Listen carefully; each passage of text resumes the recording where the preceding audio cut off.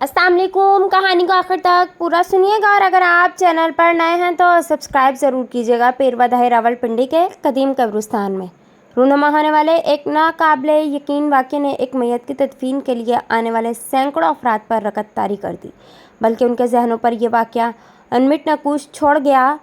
तफसीलात के मुताबिक करीबी आबादी में एक शख्स मर गया। मरहूम को दफन करने के लिए अहले मोहल्ला और अजीज़ो अकारीब कब्रिस्तान ले गए।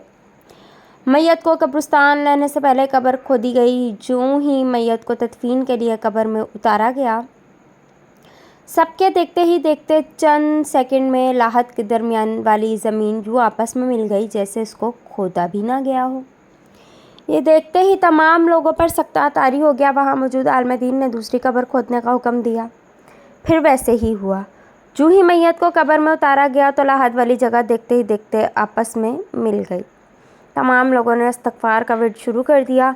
बाद अज़ा आलिम दीन की हिदायत पर दोबारा फिर खोदने की कोशिश की गई, मगर वहाँ मौजूद हाज़रीन ने ऐसा इबरतनाक मंजर देखा जिसकी मिसाल नहीं मिलती। खोदने वाली जगह से सांप, बिच्छू और दूसरे कीड़े मकोड़े यूँ निकलने लगे जैसे चश्मे से पानी उबलता है। हैरत की बात यह है कि सांप और बिच्छुओं ने किसी को कुछ नहीं कहा और वहाँ जमा हो गए। मैयत को जब नीचे उतारा गया तो एक सांप कमर के नीचे से कंधों के ऊपर से, दूसरा सांप पाँव के नीचे से होता हुआ आया और फिर एक वाक़या ऐसा हुआ कि दिल लरस कर रह गए। दोनों सांपों ने देखते ही देखते मैयत को यूँ दो टुकड़ों में कर दिया जैसे आरी किसी चीज़ को चीरती है।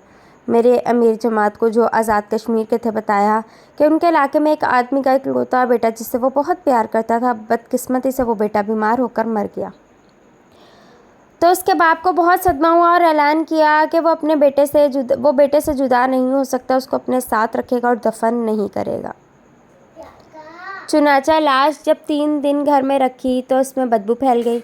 मोहल्ले वाले सब इकट्ठे हो गए तो बाप की मिन्नत समाजत की कि बेटे को ज़मीन के हवाले कर दो। बड़ी मुश्किल से बाप राज़ी हुआ, मगर शर्त ये लगाई कि कब्र डबल बनवाई जाए और वो बच्चे के साथ कब्र में रहेगा। सारा दिन मोहल्लेदार परेशान रहे। आखिर कब्र डबल बनाई गई। जब कब्र मुकम्मल हो गई तो बाप अंदर जाकर पहले लेट गया और लड़के की लाश को साथ सुला दिया और कब्र को बंद करने को कहा। लोगों ने कब्र को ईंटों से बंद करना शुरू कर दिया। ईंटों से बंद करके लोग कुछ देर इंतज़ार करने के लिए दूर बैठ गए तो बच्चे का बाप ईंटों को हटाकर खौफज़दा होकर बाहर निकल आया और लोगों को बताया जब कब्र बंद हो गई थी तो 2 फरिश्ते आ गए। उन्होंने बच्चे के पाँव को हरकत दी। मैयत उठ बैठी, मगर उनकी हेबतनाक सूरत देखकर बाप ने अपनी जान बचाई और अपने प्यारे इकलौते लड़के को छोड़कर भाग आया। हमारे मौलाना साहब तुर्की गए हुए थे, वहाँ का गवर्नर मर गया। उसकी कब्र जब तैयार हो गई तो उसमें बहुत बड़ा सांप आ गया। उसकी दूसरी जगह कब्र बनाई गई, मगर उसका भी वही हाल हुआ। इस तरह 29 दफ़ा ये कब्र बनाई गई, मगर हर कब्र में यही चीज़ देखने में। किसी अल्लाह वाले के पास ये मसला पेश किया गया तो उसने फरमाया कि यह तो बरज़ुख का सांप है, सारी ज़मीन खोद डालो, ये नहीं जा सकता। चुनाचा इसी हालत में गवर्नर को दफन कर दिया गया।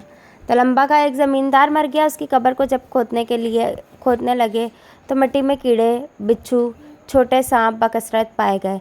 कब्र खोदने वाले बहुत परेशान थे। सांप, बिच्छू और कीड़ों ने कब्र खोदने वालों को कुछ भी तकलीफ़ ना दी।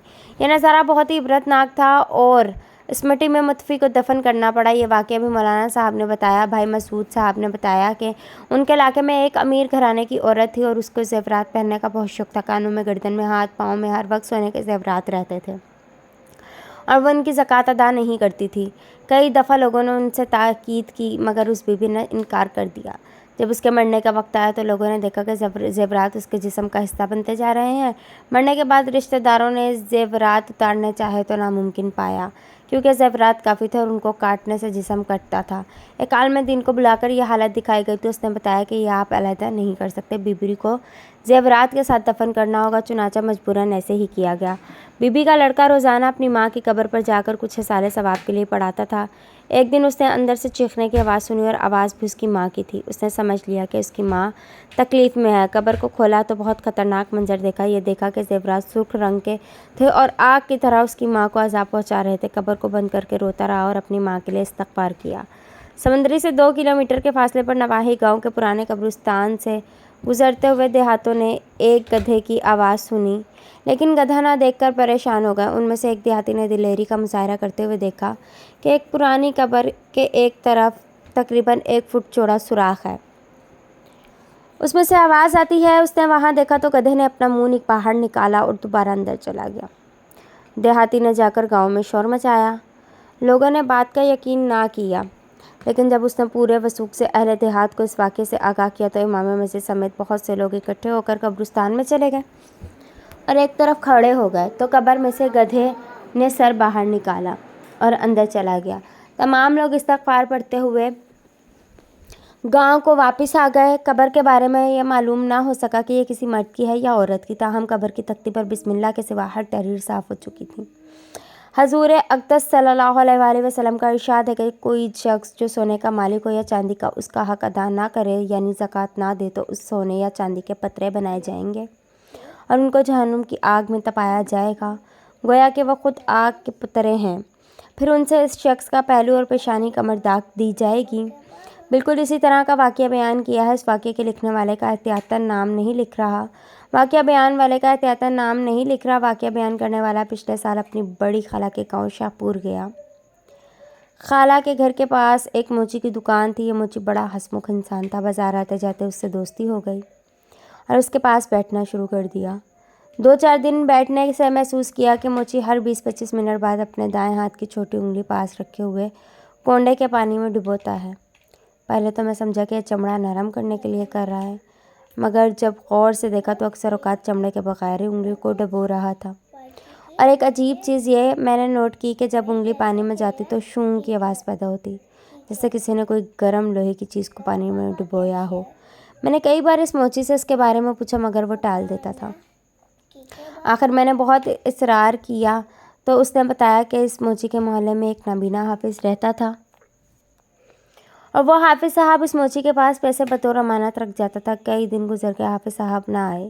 پتہ کرنے پر معلوم ہوا کہ حافظ صاحب بہت بیمار تھے، ان کی حالت کمزور تھی اور معلوم ہوتا تھا کہ چند دنوں کے مہمان ہیں۔ میں نے حافظ صاحب سے پیسوں کے بارے میں پوچھا جو تقریباً 5,000 روپے تھے۔ حافظ صاحب نے کہا اپنے پاس رکھو، اگر میں مر گیا تو میری قبر میں میرے سرہانے رکھ دینا۔ حافظ صاحب دوسرے دن چل بسے۔ میں ان کے کفن دفن میں شریک رہا اور دفن کے وقت وہ پیسے کی ایک تھیلی میں ڈال کر میت کے سرہانے رکھ کر چلا گیا۔ رات کے وقت میرے ذہن میں قبر میں رکھے ہوئے 5,000 روپوں کا بار بار خیال آتا رہا۔ میں نے سوچا قبر میں اتنی بڑی رقم رکھنے کا کیا مقصد ہے، اس کو دیمک کھا جائے گی۔ پھر خیال آیا کہ حافظ کی وصیت تو پوری کر دی، اب رقم نکال لی جائے تو کوئی حرج نہیں۔ چنانچہ میں نے ٹارچ اور کدال لی اور آدھی رات کے قریب قبرستان چل دیا۔ ہر طرف ہو کا عالم تھا۔ قبر کو کھود کر جب ٹارچ سے میت پر روشنی ڈالی تو عجیب منظر دیکھا۔ روپے کی تھیلی جو میں بند کر کے حافظ کے سرہانے رکھ آیا تھا اپنی جگہ خالی پڑی ہوئی تھی اور روپے سب کے سب حافظ کے جسم پر ایک خاص ترتیب سے بکھرے پڑے تھے، جس سے وہ حافظ کا مردہ جسم چھپ گیا تھا۔ میں نے قبر بند کر کے واپس آنے کی ٹھانی، مگر یکدم دل میں خیال آیا کہ ایک نوٹ تو لے لوں۔ ڈرتے ڈرتے اپنے دائیں ہاتھ کی چھوٹی انگلی سے ایک نوٹ پرے ہٹانے کی کوشش کی تو ایک شدید قسم کی جلن اور چبھن پیدا ہوئی، جیسے زہریلے بچھو نے ڈنک مارا ہو۔ شدت تکلیف سے میں نے جلدی سے ہاتھ پیچھے ٹالے اور قبر کو بند کر کے گھر کا راستہ لیا۔ گھر آ کر میں سخت بیمار رہا۔ جب ٹھیک ہوا تو انگلی کے درد، چبھن اور جلن میں کوئی افاقہ نہ ہوا۔ علاج پر بہت پیسے خرچ کیے، البتہ دیکھا کہ انگلی کو پانی میں ڈبونے سے کچھ دیر تک درد، جلن اور چبھن میں کمی آ جاتی ہے، اس لیے یہ عمل میں دن رات کرتا رہتا ہوں۔ جب میں نے موچی کی انگلی کو چھوا تو وہ واقعی آگ کی طرح تھی اور چھونے سے میرے ہاتھ میں کافی دیر تک جلن ہوتی رہی۔ اس عجیب داستان نے میرے اوپر بہت اثر کیا۔ کافی مدت گزری۔ حیدرآباد سندھ کی ایک مسجد میں مسافر رات گزارنے کے لیے ٹھہرا۔ امام مسجد کو مسافر نے اپنی نقدی دے دی اور کہا کہ صبح اٹھ کر میں واپس لے لوں گا۔ رات کو امام مسجد کی نیت خراب ہو گئی اور اس نے مسافر کو مار ڈالا تاکہ نقدی پر قبضہ کر سکے۔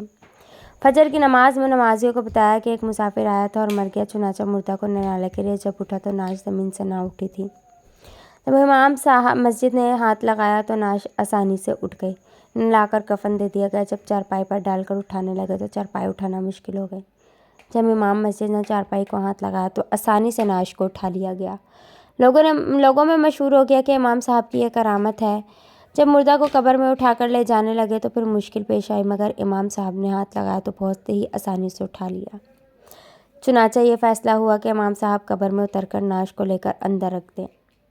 جب امام صاحب قبر میں اترے تو امام صاحب کو قبر نے پکڑ لیا اور اس کے پاؤں زمین میں دھس گئے اس نے چلانا شروع کر دیا اور آہستہ آہستہ زمین میں دفن ہوتا گیا اور مسافر کو مارنے کا سارا ماجرا بیان کرتا رہا، معافیاں مانگتا رہا، مگر زمین نے اس کو نہ چھوڑا اور وہ وہیں دفن ہو گیا۔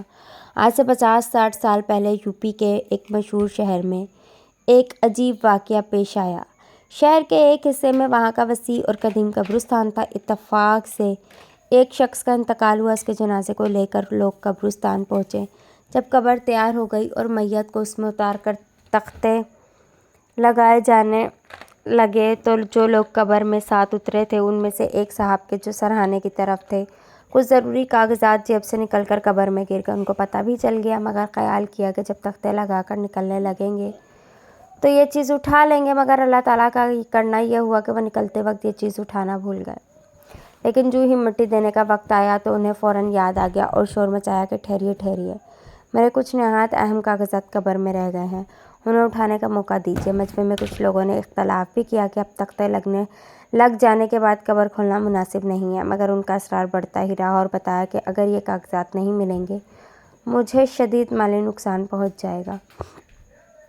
غرض اسی افراتفری میں مٹی ڈالنے کا کام ملتوی ہو گیا۔ سب کی رائے ہوئی کہ مفتی شہر سے مشورہ کیا جائے۔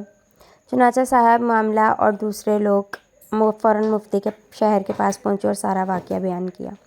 مفتی صاحب کی رائے ہوئی کہ جن صاحب کا سامان قبر میں رہ گیا ہے وہی خود صرف اس جگہ کا تختہ اٹھا کر اپنا سامان اٹھا لے جہاں ان کے خیال میں وہ سامان گرا ہے۔ یہ لوگ فوراً قبرستان واپس آئے جہاں لوگ ان کا انتظار کر رہے تھے اور مفتی صاحب کی رائے سے سب کو مطلع کیا۔